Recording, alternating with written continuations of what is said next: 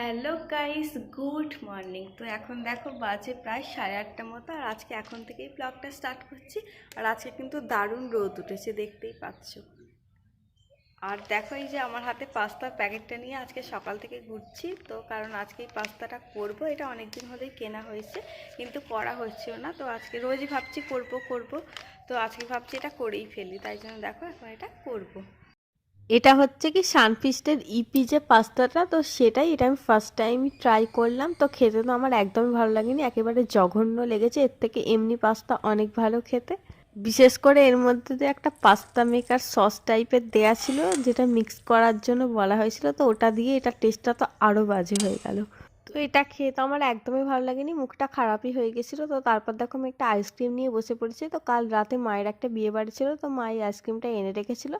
তো আনতে আনতেই কালকে আইসক্রিমটা গলে গেছিলো, তাই জন্য দেখো এখন ফ্রিজ থেকে বের করে আইসক্রিমটা খাচ্ছি। আর এটা হচ্ছে কি মাদার ডেয়ারির একটা কাপ আইসক্রিম, তো যেটার ফ্লেভারটা ছিল নলেন গুড়। তো এটা খেতে মোটামুটি ভালোই ছিল। এরপর দেখো আমার বর বাজার থেকে চিকেন নিয়ে চলে এসেছে, তো এখন ওটাকেই ধুয়ে দিচ্ছে, কারণ চিকেন ধোয়ার কাজটা ওরই। তো আমাকে না বলেই চিকেন নিয়ে চলে এসেছে। আমার দিকে দেখতেই পাচ্ছ রান্না বান্না কিন্তু সব কমপ্লিট হয়ে গেছিলো। তো আজকে আমার ননদ আসার কথা, সেই জন্যই ও বেশি করে চিকেন নিয়ে এসেছে, কিন্তু ওরা সকালে আসবে না বিকেলে আসবে।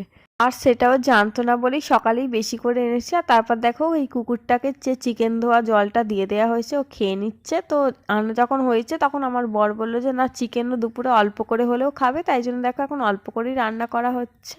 দুপুরে রান্নার সত্যি কোনো দরকার ছিল না, কারণ আমি ভাত ডাল আলু পোস্ত করেছিলাম। এছাড়া ফ্রিজে দেখো মাছ রাখা ছিল, কিন্তু আমার বর মাংস পেলে আর মাছ খেতে চায় না, তো শুধুমাত্র ওর জন্যই আবার দিনের বেলা রান্নাটা করা হচ্ছে। টান টান করে দেখো চলে এসেছি, আর রোদটা কিন্তু বেশ ভালো লাগছে। আর চুল টুল এখন খুব তাড়াতাড়ি শুকিয়ে যাচ্ছে, শুধু চুল না, জামা কাপড় সব কিছু। এতে বেশ সুবিধাই হয়েছে, দেরি করে স্নান করলেও তাড়াতাড়ি শুকিয়ে যাচ্ছে। তো একটু পরে যাব, গিয়ে ভাত খাবো। আর এখন প্রায় 2:10-15 মতো বাজে। আমার বরের চান করতে দেরি হচ্ছিল বলে আমি আগেই খেয়ে নিয়েছিলাম, কারণ আমার খিদে পেয়েছিল। তো দেখো এখন ছাদে ভাত নিয়ে চলে এসেছি, কারণ ও বললো ছাদেই ভাতটা খাবে।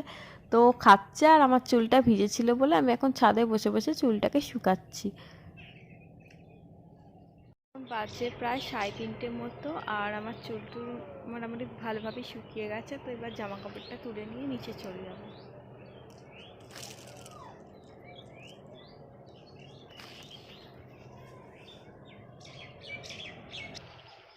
তো দেখো সব তোলা হয়ে গেছে, আর এখন শুধু নেব আমার বর যে আসনটাতে ভাত খেয়েছিল সেই আসনটা। আর ওখানে একটা মগ রয়েছে, ওই মগটা, তাহলেই আমার হয়ে যাবে।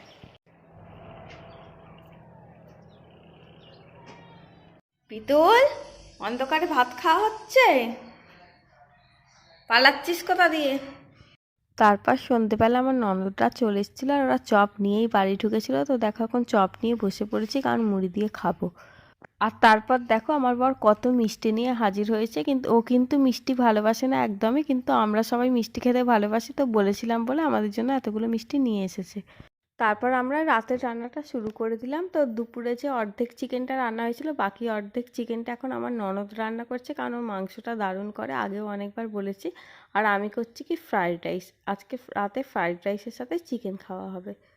গল্প টল্প করে খাওয়া দাওয়া হতে হতে আমাদের বেশ রাত্রির হয়ে গেছিলো। তো দেখো একজনের তো ঘুমই পেয়ে গেছে, কারণ এখন অনেকটাই রাত্রির হয়ে গেছিলো। আর আমার ননদের মেয়ে কিন্তু এখনও ঘুমায়নি, ও কিন্তু জেগে জেগে ফোন দেখছে। তো দেখো ওর ফোনে এখন কটা বাজে, 1:45 বাজে। আমরা এখনও জেগে। তো চলো আজকের ব্লগটা এখানেই শেষ করছি। সবাই ভালো থেকো, টাটা, গুড নাইট।